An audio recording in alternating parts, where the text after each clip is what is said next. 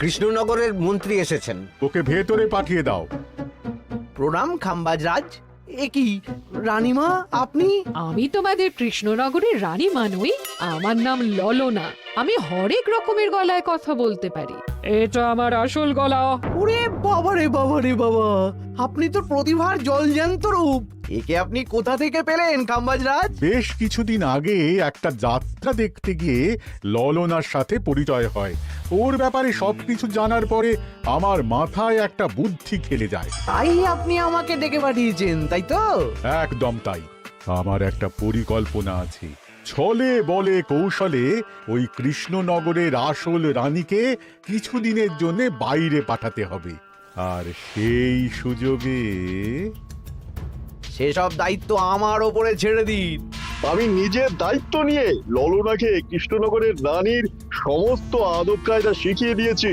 এখন শুধু আমি বাকি ব্যাপার নিয়ন্ত্রণ করব। এখন মহারাজ বাৎসরিক হিসেব নিয়ে ব্যস্ত, তাই রানীমা চলে যাবেন আর তার বদলে ঢুকবে ললনা দেবী। তাহলে আর দেরি কেন?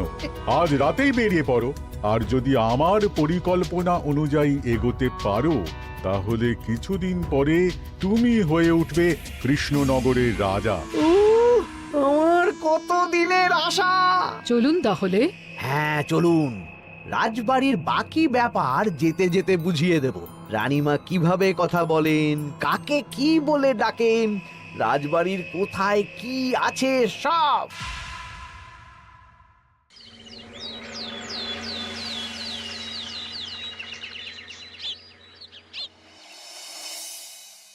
কি গো গিন্নি, জ্বরটা নেমেছে? এই জ্বরটা কমেছে, কিন্তু শরীরটা খুব দুর্বল গো। তুমি পারলে ভাতটা রান্না করে রাজবাড়ি যাও, আমি বেলার দিকে এই কিছু একটা তরকারি করব। না না গিন্নি, তোমাকে এই শরীরে রান্না করতে হবে না। আমি তরকারির সবজি কুটে রাখছি। হ্যাঁ, ওই পুটির মাকে বলে রাখবো, ও এসে রান্না করে দেবে। তাহলে তো ভালোই হয়, জ্বরে একেবারে শরীরটা দুর্বল করে দিয়েছে গো। হ্যাঁ, তুমি বিশ্রাম নাও গিন্নি, আমি রান্নাঘরে যাই। কি গোপাল আজকে এখনো এলো না? ও কোনোদিন সময় এসেছে মহারাজ? ওকে তাড়িয়ে আপনি একটা কাককে রাজসভায় রাখলেও সে সময়ে আসবে। আসলে গোপালের গিন্নির খুব জ্বর, আমি দেখে এসেছি। তাই হয়তো ওর গিন্নির সেবা শুশ্রূষা করতে গিয়ে গোপালের দেরি হচ্ছে। তোমাকে আর গোপালের হয়ে কাসুন্দি গাইতে হবে না। এই তোমরা থামো তো। একটু দেরি হয়ে গেল মহারাজ। আসলে গিন্নির খুব জ্বর, তাই কিছুটা রান্না করে এলাম। আচ্ছা আচ্ছা আচ্ছা, তা এখন তোমার গিন্নির শরীর কেমন আছে? আগের থেকে ভালো আছে মহারাজ, জ্বরটা কমেছে, কিন্তু শরীর খুব দুর্বল। বেশ বেশ, একটু যত্নআত্তি করো। যাই হোক, আজকে সারা বছরের খরচের হিসেব আর আগামী অর্থনৈতিক বছরের প্রকল্প নিয়ে আলোচনা হবে। আলোচনা শুরু করা হোক। বিগত অর্থনৈতিক বছরে বিভিন্ন খাতে মোট খরচ হয়েছে 15,700 মোহর, আর বিভিন্ন কর বাবদ উপার্জন হয়েছে 22,000 মোহর। তাহলে তো মহারাজ ভালোই লাভ হয়েছে। এবার আমাদের দিকে একটু নয়ন মেলে তাকালেই হয়। সেসব তো দেখবই, কিন্তু তার আগে আমি মন্ত্রীর সাথে বিগত বছরের সব খরচ নিয়ে হিসেবে বসবো। হ্যাঁ, বেশিরভাগ দায়িত্ব তো মন্ত্রীমশাইয়ের কাঁধেই থাকে, তাই উনি কোনো হিসেবে জল দিয়েছেন কিনা সেটাও পরখ করে নেওয়া যাবে। এত কাজের চাপ যাচ্ছে কদিন, শান্তিতে ঘুমোতেও পাচ্ছি না। মন্ত্রী, তুমি আজ বিকেলে রাজবাড়িতে চলে এসো। বিগত অর্থনৈতিক বছরের হিসেবগুলো একবার দুজনে বসে মিলিয়ে নেব। আচ্ছা মহারাজ, যা করার তাড়াতাড়ি করে নিতে হবে। এখন দেরি করলেই এই বছরের প্রকল্পগুলো শুরু করতে দেরি হয়ে যাবে। মহারাজের জয় হোক। বলো প্রহরী, তুমি কি কিছু বলবে? মহারাজ, একজন কালো চাদর মুড়ি দেওয়ার লোক এলেন আর আমার হাতে এই চিঠিটা ধরিয়ে দিয়ে চলে গেলেন। এই গরমে চাদর মুড়ি? অদ্ভুত লোকটা। কি রে বাবা? সর্বনাশ! কি হলো? তোমাদের রানীমার জ্যাঠামশাই খুব অসুস্থ, তাই পরিবারের সবার সাথে দেখা করতে চান। ও মা গো! আজ সভা এখানেই শেষ। এইবার শুরু হবে আসল খেলা। কি বলছেন মহারাজ? হ্যাঁ রানী। আমাকে এক্ষুনি জ্যাঠামশাইয়ের কাছে যাওয়ার বন্দোবস্ত করে দিন মহারাজ। কিন্তু রানী, তোমার জ্যাঠামশাইয়ের বাড়ি কৃষ্ণনগর থেকে ঘোড়ার গাড়িতে গেলেও তো 1.5 দিন সময় লেগে যাবে। এদিকে আমার এত কাজের চাপ। আপনি বরং কয়েকদিন পরে আসুন, আমাকে এক্ষুনি যেতে হবে মহারাজ। বেশ বেশ, আমি তোমার যাওয়ার ব্যবস্থা করছি। সাবধানে যেও রানী, আমি 2-3 দিনের মধ্যেই আসছি।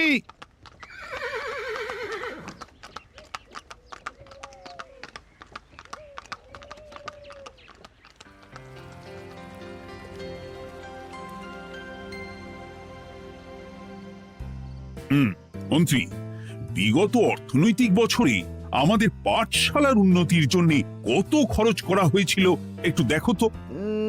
সব মিলিয়ে মোট 150 মোহর মহারাজ। কিন্তু আমার এখানে তো 170 মোহর দেখাচ্ছে। 170 মোহর? তা কি করে হয়? একই রানীমা, আপনি ঘোড়ার গাড়ি করে গেলেন আর হেঁটে চলে এলেন? সে আমার ব্যক্তিগত ব্যাপার, তুমি তোমার কাজ করো।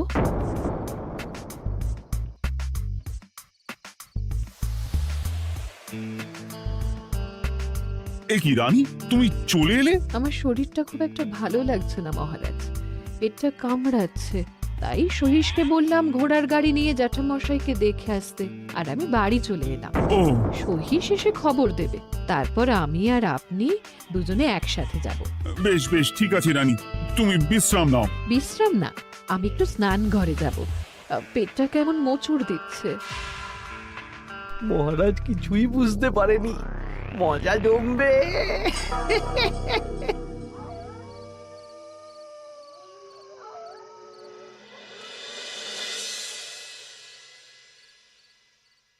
এ কি রানী, তুমি তোমার সব গয়না গাটি বের করছো কেন? আমার আর এই পুরনো নকশার গয়না পছন্দ নয় মহারাজ, ভাবছি কালকে সকালবেলা এই গয়নাগুলো শ্যাকরাকে দিয়ে শহুরে নকশায় নতুন গয়না বানাবো। কিন্তু এগুলো তো তোমার সবই পছন্দের গয়না। কিন্তু মহারাজ আমি ভেবে দেখলাম এই গয়নাগুলো সবই বড্ড ভারী গয়না, আমি শহুরে আধুনিক নকশার হালকা গয়না পরবো।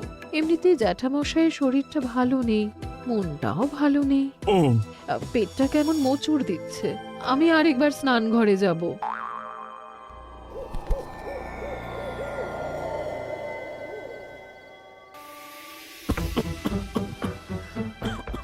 ওই তো মন্ত্রী মশাই এসেছে।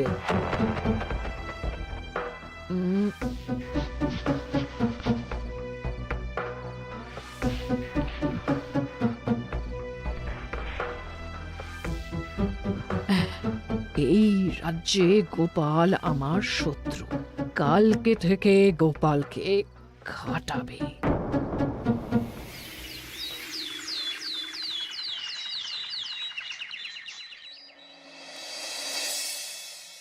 হায় হায় হায়, কি হলো রানী, কি হলো? গতকাল রাতে আমার সমস্ত গয়না চুরি হয়ে গেছে। হ্যাঁ? বলো কি? প্রহরী, বলুন মহারাজ। গতকাল রাতে রানীর সব গয়না চুরি হয়ে গেছে। তুমি আরেকজনকে নিয়ে এক্ষুনি খোঁজ করা শুরু করো। যথাজ্ঞা মহারাজ।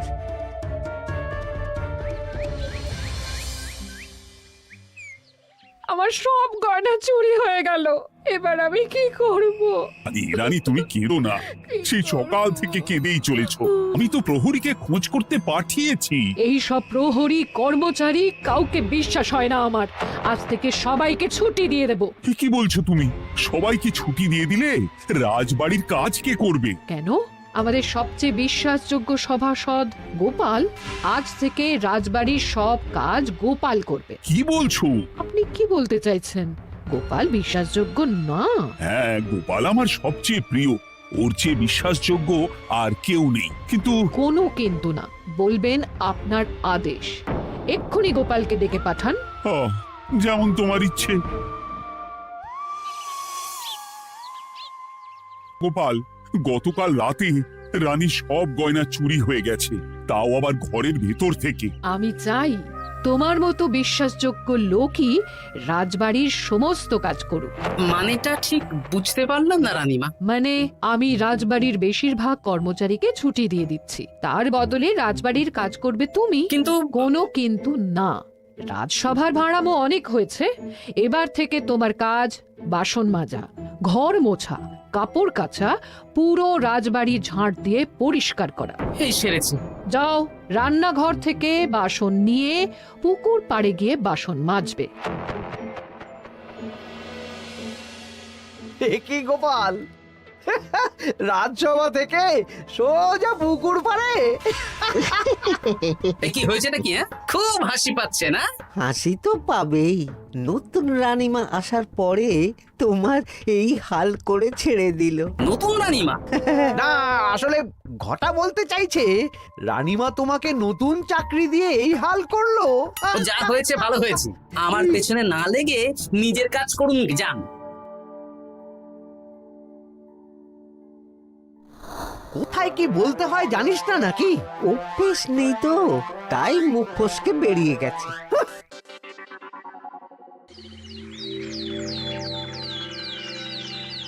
রাজ্যে চোরের উপদ্রব বেড়ে গেছে, তাই আমরা কিভাবে চোরের উপদ্রব কমানো যায় সেই নিয়ে আজকে একটা আলোচনা করব।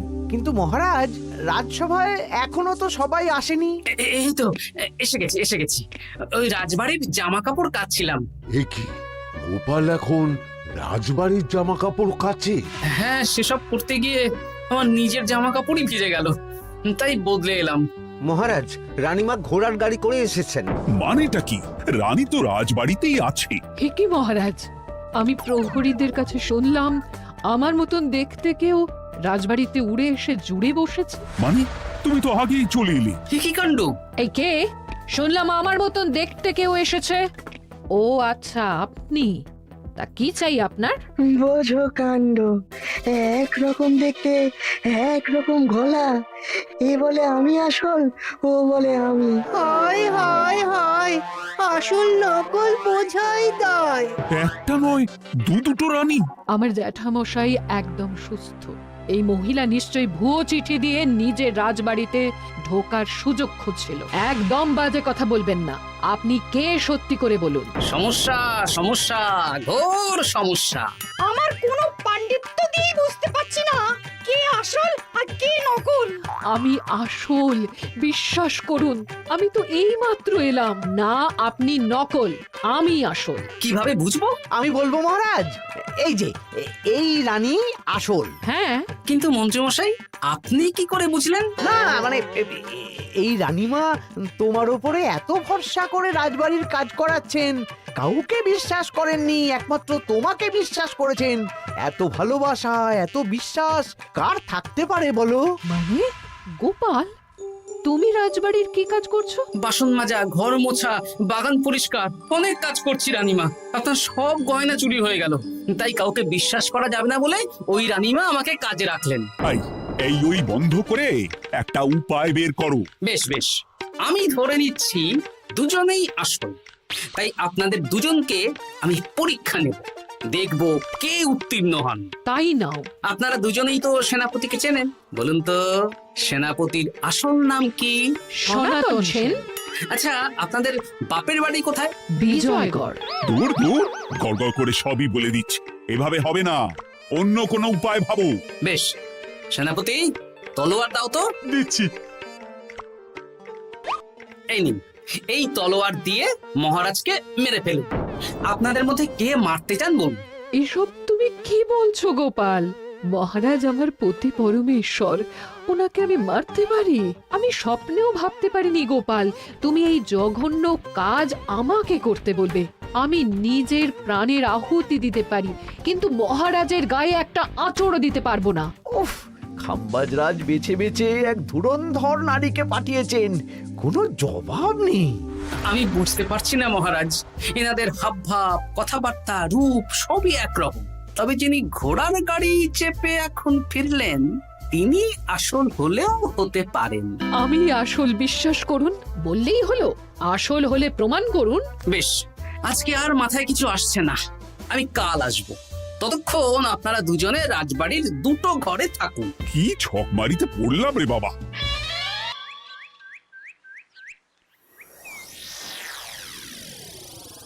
ললনা একদম তৈরি হয়ে এসেছে।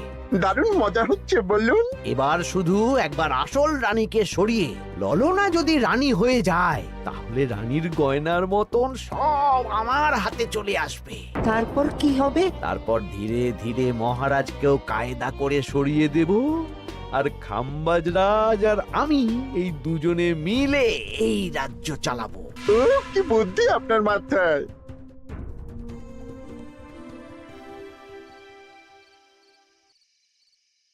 বলছি শোনো না, আমার শাড়িটা একটু ছিঁড়ে গেছে গো। তুমি বাজার থেকে কালকে আমার জন্য একটা শাড়ি নিয়ে আসতে পারবে? হ্যাঁ, আচ্ছা বেশ, নিয়ে আসবো শাড়ি। শাড়ি শাড়ি শাড়ি, এই তো মাথায় বুদ্ধি এসেছে।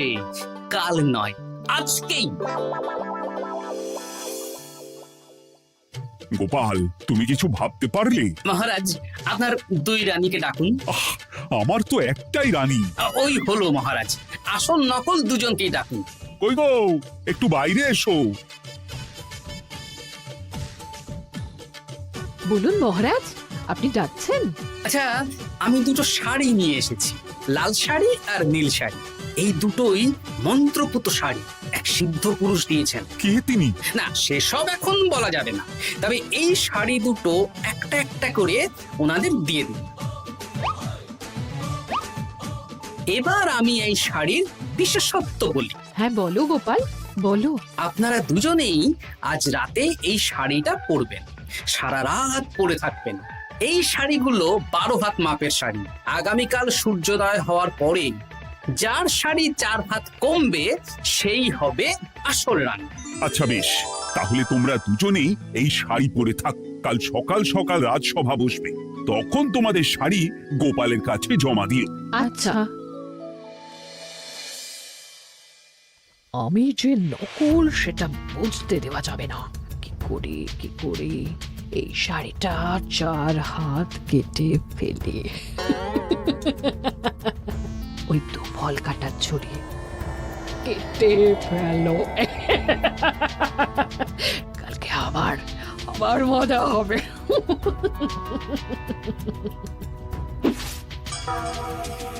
হে ঠাকুর, রক্ষা করো ঠাকুর, আমার শাড়িটা যেন 4 হাত কমে যায়।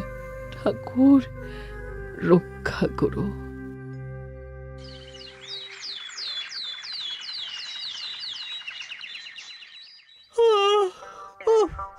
এত সকাল সকাল রাজসভা, দূর, ভালো করে ঘুমটাও হলো না। আমি তো ঘুমোইনি, চিন্তায় ঘুমই আসেনি।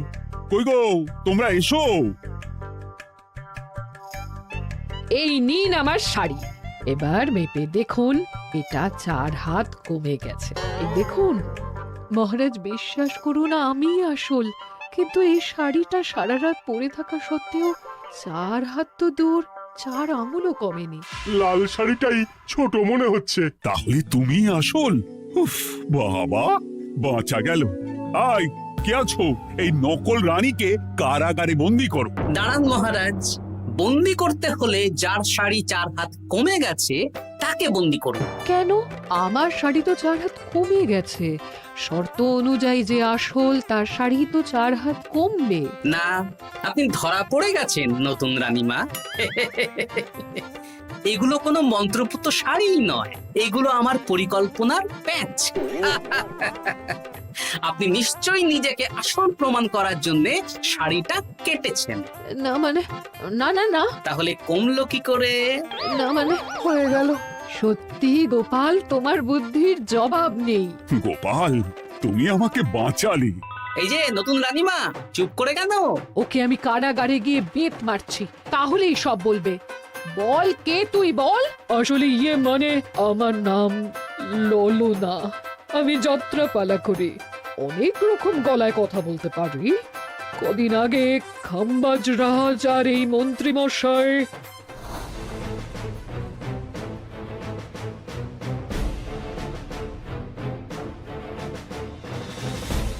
বাবা, এ তো দেখছি ললনার ছলনা। তার মানে রানীমার গয়না? ওগুলো তো সব মন্ত্রীকে দিয়েছে, জানলা দিয়ে কাপড়ে পেঁচিয়ে নামিয়ে দিয়েছি। মন্ত্রী, তোমাকে আমি শুলে চড়াবো। ভুল হয়ে গেছে মহারাজ, আমাকে ক্ষমা করুন।